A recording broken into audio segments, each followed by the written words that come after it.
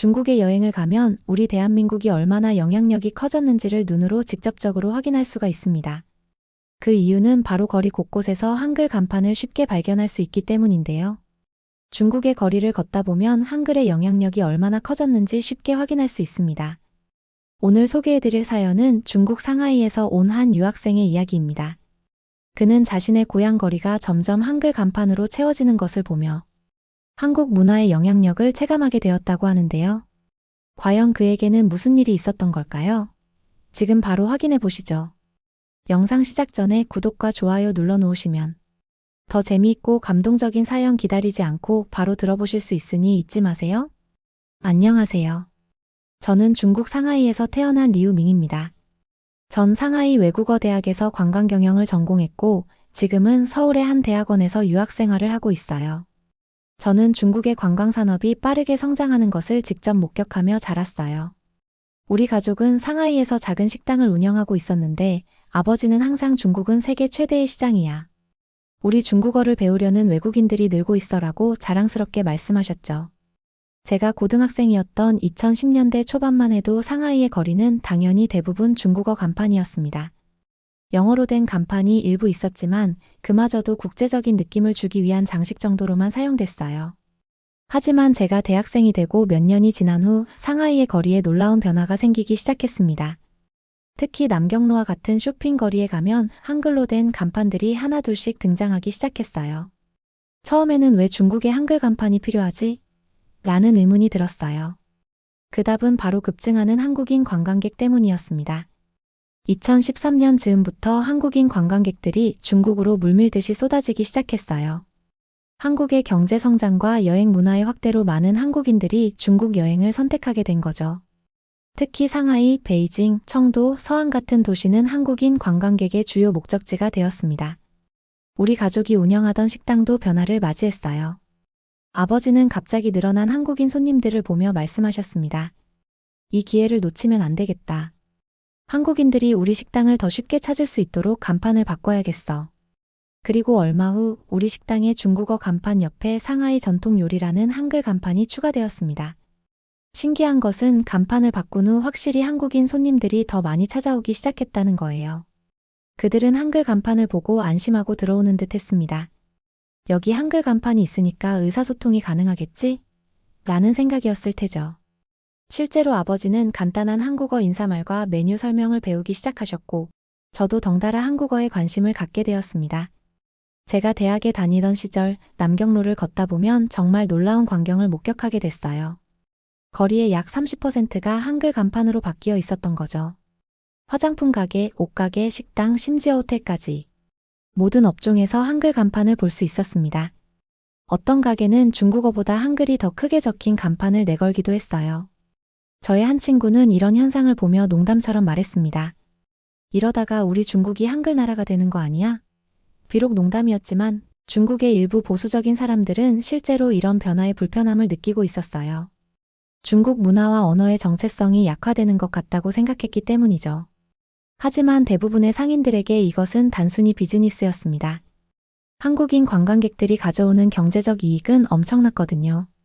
2015년 통계에 따르면 중국을 방문한 한국인 관광객은 무려 600만 명에 달했고 한국인들이 쓴 돈은 100억 달러가 넘었다고 해요. 그런 상황에서 한글 간판은 한국인 관광객들을 유치하기 위한 필수적인 마케팅 전략이 된 거죠. 제가 정말 놀랐던 것은 중국의 작은 도시나 시골 지역에서도 한글 간판을 볼 수 있다는 점이었어요. 한 번은 저의 고향인 장수성의 작은 마을을 방문했는데 그곳에서도 한국식 치킨집이라는 한글 간판을 발견했습니다. 한국 문화의 영향력이 얼마나 광범위하게 퍼져 있는지 실감할 수 있었죠. 특히 중국 청소년들 사이에서는 한국 문화가 엄청난 인기를 끌고 있었어요. K-팝, 한국 드라마, 한국 화장품. 모든 것이 쿨하고 트렌디한 것으로 여겨졌습니다. 제 여동생 리우 메이는 열성적인 BTS 팬이었는데 그녀와 친구들은 한글로 된 펠레터를 쓰기 위해 직접 한글을 배우기 시작했어요. 놀랍게도 그들은 몇 주 만에 기본적인 한글을 읽고 쓸 수 있게 되었습니다. 또 흥미로운 것은 중국 SNS에서 한글 단어나 문장을 사용하는 것이 일종의 힙한 트렌드가 되었다는 점이에요. 젊은이들은 자신의 SNS 프로필에 한글로 된 문구를 넣거나 게시물에 대박, 오빠, 언니 같은 한국어 단어를 섞어 쓰기 시작했죠. 심지어 안녕하세요나 감사합니다와 같은 인사말을 한글로 쓰는 것이 유행이 되었어요. 이런 한류 열풍은 당연히 한글 간판의 증가에 큰 영향을 미쳤습니다. 많은 중국 가게들이 한국 스타일이라는 이미지를 내세우기 위해 일부러 한글 간판을 사용하기 시작한 거죠. 어떤 카페는 메뉴판 전체를 한글과 중국어 이중 언어로 제작했고, 직원들도 간단한 한국어 인사말을 배우도록 했습니다. 제 친구 중 한 명은 상하이에서 작은 카페를 운영하고 있었는데, 그는 처음부터 한글과 중국어를 함께 사용한 간판을 달았어요. 이유를 물어보니 한글 간판이 있으면 트렌디한 카페라는 이미지를 줄 수 있어라고 대답했죠.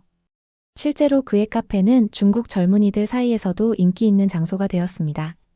하지만 이런 변화에 모두가 환영하는 것은 아니었어요. 특히 제 대학교에서 일본어학과 교수로 있던 다나카 교수는 한글 간판이 늘어나는 현상에 대해 공개적으로 불만을 표시하곤 했습니다. 다나카 교수는 일본 오사카 출신으로 중국에서 20년 넘게 살면서 일본 문화를 알리는 데 노력해 온 인물이었어요. 어느 날 그는 저희 관광경영 수업 특강에 초청되어 이런 말을 했습니다. 중국은 일본과 수천 년간 문화적 교류를 해왔고 우리 일본 문화가 훨씬 더 깊이 있고 전통적입니다. 그런데 요즘 젊은이들은 왜 한류라는 일시적인 유행에 열광하는지 이해할 수 없어요. 한글 간판이 넘쳐나는 것은 중국의 문화적 정체성을 약화시키는 일입니다. 그의 말에 저는 불편함을 느꼈지만 처음에는 침묵했어요. 그런데 그가 계속해서 한국 문화는 일본 문화에 저급한 복사본에 불과하다는 식의 발언을 이어가자 저는 참지 못하고 손을 들었습니다. 다나카 교수님, 저는 그 의견에 동의할 수 없습니다. 한글 간판의 증가는 단순히 한국 관광객을 위한 것만이 아니라 한국 문화에 매료된 중국 젊은이들의 관심을 반영하는 것이기도 합니다. 그리고 한류는 일시적인 유행이 아니라 20년 넘게 지속된 문화 현상입니다. 교실이 갑자기 조용해졌어요. 다나카 교수가 저를 노려보며 말했습니다. 리우밍, 자네는 아직 어려서 문화의 깊이를 이해하지 못하는군. 일본 애니메이션, 소설, 영화의 예술성에 비하면 한국의 케이팝이나 드라마는 그저 상업적인 오락거리에 불과해. 그날 수업 후 다나카 교수는 저를 불러 경고했어요. 네가 관광경영을 전공한다고 들었는데 일본 관광객도 중국에 많이 오고 일본 기업의 투자도 엄청나다는 걸 잊지 마. 한국에 너무 편향된 생각은 자네 미래에 도움이 되지 않을 거야. 이 사건은 저에게 큰 충격을 주었어요. 순수한 문화적 관심이 이렇게 정치적인 문제로 변질될 수 있다는 사실에 놀랐기 때문이죠. 하지만 저는 굴하지 않았습니다. 오히려 한국 문화와 한글에 대해 더 깊이 공부하고 싶다는 생각이 들었어요. 이런 갈등을 겪으면서도 저는 한글과 한국 문화에 대한 관심을 포기하지 않았어요. 오히려 이것이 계기가 되어 2019년에 한국 유학을 결정하게 됐습니다. 부모님은 별로 놀라지 않으셨어요. 이미 우리 주변 환경은 한글과 한국 문화로 가득 차 있었으니까요. 아버지는 한국어를 배우면 나중에 우리 식당에도 많은 도움이 될 거야 라고 말씀하셨죠. 실제로 저는 서울에서 공부하면서 한국 관광산업과 마케팅 전략에 대해 많은 것을 배우고 있습니다. 한국에 와서 가장 놀랐던 것은 한국 사람들이 중국에서 한글 간판이 얼마나 많이 늘어났는지 잘 모른다는 점이었어요. 제 한국인 친구들에게 중국에서는 한글 간판이 정말 많아라고 말하면 대부분 정말? 그렇게 많아? 라며 놀라워했습니다. 서울에서 유학 생활을 시작한 지 3개월쯤 되었을 때 충격적인 소식을 들었어요. 우리 가족이 운영하던 식당 앞에서 누군가 한글 간판에 스프레이로 낙서를 한 사건이 발생했다는 거예요. 어머니가 보내주신 사진을 보니 한국노 라는 일본어와 영어로 된 낙서가 되어 있었습니다. 더 놀라운 것은 CCTV를 확인한 결과 범인이 다름 아닌 다나카 교수의 제자였다는 사실이었어요. 이 일은 중국 SNS에서 큰 화제가 되었고 많은 젊은이들이 우리 가족의 식당을 지지하는 메시지를 보내왔어요. 특히 인상 깊었던 것은 한 교수님의 말씀이었어요. 문화적 영향력이란 때로는 경제력보다 더 강력할 수 있다. 한국은 인구로 보면 중국의 27분의 1에 불과하지만 문화적으로는 아시아 전역에 영향을 미치고 있다. 이 말씀을 들으며 저는 한국이 문화적 파워를 얼마나 효과적으로 활용하고 있는지 깨달았습니다. 중국으로 돌아가면 저는 이런 문화적 교류를 더욱 발전시키는 일을 하고 싶어요. 한국과 중국은 이웃 국가로서 서로에게 많은 것을 배울 수 있다고 생각합니다. 한글 간판이 늘어나는 현상은 단순히 관광객을 유치하기 위한 전략을 넘어 두 문화가 서로 교류하는 새로운 방식일 수도 있겠죠. 지금 중국의 많은 도시들은 한글로 된 안내판, 메뉴, 관광 정보 등을 제공하고 있습니다.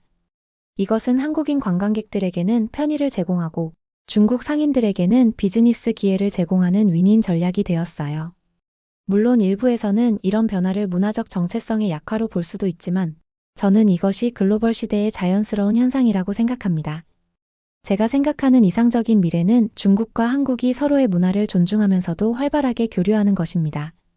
오늘 사연 어떻게 보셨나요? 중국 거리를 점령해가는 한글 간판의 이야기였습니다. 한국은 비록 영토는 작지만 그 문화적 영향력은 매우 큽니다. 특히 관광산업에서 한국인들의 영향력은 아시아 전역에서 느껴지고 있습니다. 중국에서 한글 간판이 늘어나는 현상은 한국의 경제력과 문화적 매력이 얼마나 강력한지를 보여주는 좋은 예라고 할 수 있겠죠. 지금까지 특별한 한국의 이야기를 전해드리는 감동사연 베스트였습니다. 구독과 좋아요를 눌러주시면 영상 제작에 큰 힘이 됩니다. 소중한 의견도 댓글로 남겨주세요. 끝까지 시청해주셔서 감사드리고요. 더욱 더 좋은 영상으로 찾아뵙겠습니다.